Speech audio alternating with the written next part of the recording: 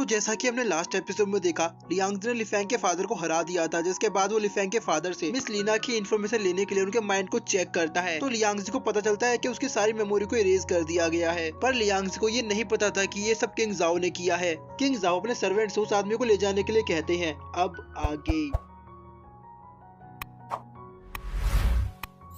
Episode की starting में हम देखते हैं कि ओल्ड मैन सुसान वहां पर मौजूद अपने डिसेबल्स और पार्टिसिपेंट्स से कहते हैं कि यहाँ चल रहे सूरज डिमंस के अटैक को देखकर मुझे लगता है कि हमें इस कंपटीशन को आगे के लिए पोस्टपोन कर देना चाहिए। उन्होंने हमारे 4 पिलर डिफेंस फॉर्मेशन को भी ब्रेक कर दिया। अब ये जगह आपके लिए बिल्कुल भी सेफ नहीं है। तो एक डिसेबल आगे आकर मास्टर सुसान से कहता है कि हम ऐसा नहीं कर सकते। 10 वर्षों में केवल एक ही बार इस कॉम्पिटिशन को ऑर्गेनाइज किया जाता है। अगर हम इन डिमंस से डरकर पीछे हट जाएंगे तो ये बहुत ही शर्मनाक होगा, और वैसे भी मुझे किसी भी हाल में इस कंपटीशन को जीतना है। तो दूसरा डिसेबल उससे कहता है कि क्या तुम पागल हो गए हो, इस वक्त ये सब जरूरी नहीं, जरूरी है कि हम सब सुरक्षित रहें। तो पहला डिसेबल बोलता है कि क्या तुम मुझे कमजोर बोल रहे हो। अब वो दोनों एक दूसरे के अगेंस्ट खड़े होकर फाइट करने के लिए तैयार हो जाते हैं। तभी लियांगजी सोचता है कि अगर इस कंपटीशन को पोस्टपोन कर दिया गया तो मिस लीना को ढूंढने में काफी देर हो जाएगी। तभी प्रिंसेस आर्या बोलती है कि अगर ये कंपटीशन कंटिन्यू रहेगा तो सूरा वर्ल्ड के लोग दोबारा अटैक करेंगे और हमारे पास मिस लीना को ढूंढने का एक और मौका होगा। इसके बाद लियांगजी उन दोनों डिसेबल के पास जाता है और कहता है कि तुम लोगों को लड़ने की जरूरत नहीं है। मैं इस बात से सहमत हूँ कि हमें इस कंपटीशन को आगे के लिए पोस्टपोन नहीं करना चाहिए। और जहाँ तक रही डिफेंस फॉर्मेशन की बात,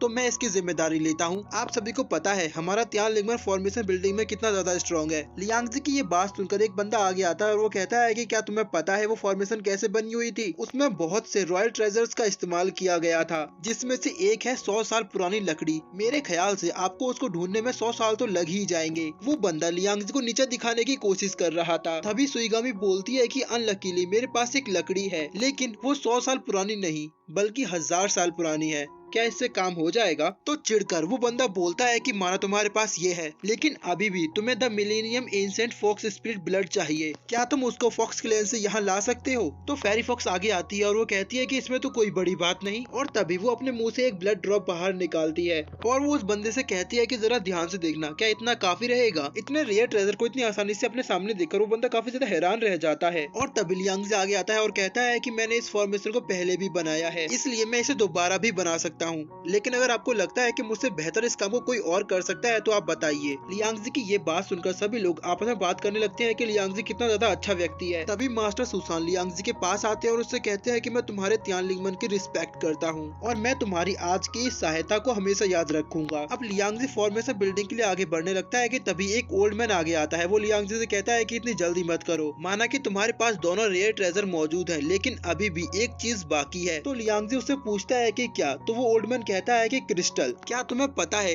पूरे स्टेट को कवर करने के लिए कितने क्रिस्टल की जरूरत पड़ेगी? तो लियांगजी उससे बोलता है कि मुझे नहीं पता, पर जितने भी क्रिस्टल चाहिए होंगे मैं उनको ढूंढ लूंगा। तो वो ओल्ड मैन लियांगजी को बताता है कि कम से कम पूरे एरिया को कवर करने के लिए 10,000 क्रिस्टल की जरूरत पड़ेगी। अगर तुम एक रात में पूरी यंगडोंग सिटी को ढूंढ लो फिर भी तुम्हें इतने क्रिस्टल कहीं नहीं मिलेंगे। इसलिए ये बेकार का दिखावा करके लोगों को बेवकूफ बनाना बंद करो, ये बिल्कुल इम्पॉसिबल है। और तभी बाकी के लोग आपस में बात करने लगते हैं कि क्या सच में लियांगजी हमको बेवकूफ बना रहा था, क्योंकि अगर ये क्रिस्टल ही मौजूद नहीं है तो वो फॉर्मेशन बिल्डिंग कैसे करेगा। और तभी वो लोग कहते हैं कि लियांगजी हमें खतरे में डालने की कोशिश कर रहा था। उन लोगों की बातें सुनकर प्रिंसेस आर्या आगे आती हैं और वो कहती हैं कि आप किस तरह के क्रिस्टल की बात कर रहे हैं, मेरे पास कुछ स्पेयर पड़े हुए हैं, क्या तुम देखना चाहोगे? जैसे ही मिस लीना उनको बाहर निकालती है तो ये देखकर सभी लोग काफी चौंक जाते हैं, क्योंकि वो एक रेयर एंशिएंट ड्रैगन स्कल होता है। ह्यूमन वर्ल्ड के लिए ये एक बहुत बड़ा ट्रेजर है। प्रिंसेस आर्या बोलती है कि क्या सच में ये आपके लिए इतना कीमती है? मेरे पास तो इस तरह के स्पेयर बहुत सारे पड़े हुए हैं। इसके बाद प्रिंसेस आर्या वहाँ पर बहुत सारे ड्रैगन स्कल्स को निकालती है। इतना सारा ट्रेजर देखकर वो सभी लोग कहते हैं कि ये लड़की कहाँ से आई है, इसके पास इतना ज्यादा रेयर ट्रेजर कैसे है?